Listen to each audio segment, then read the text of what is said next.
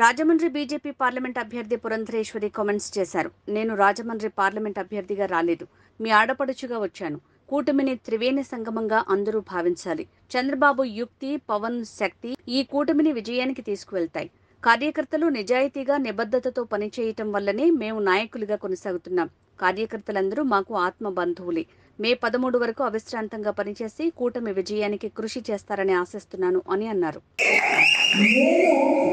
నేను నా నామినేషన్ ఏదైతే ఉందో రేపు మధ్యాహ్నం 1 గంటకి నేను వేస్తున్నాను. కనుక మీరందరూ కూడా పాల్గొని నన్ను ఆశీర్వదించవలసిందిగా, అదేవిధంగా 22న బలరామకృష్ణ గారిని కూడా ఆశీర్వదించవలసిందిగా అభ్యర్థిస్తూ మరి ఒకసారి రేపు మధ్యాహ్నం 1 గంటకి నేను నామినేషన్ వేస్తున్నాను. మీ అందరి ఆశీర్వాదం ఖచ్చితంగా నాకు ఉండాలని అభ్యర్థిస్తూ సెలవు తీసుకున్నాను. జై హింద్.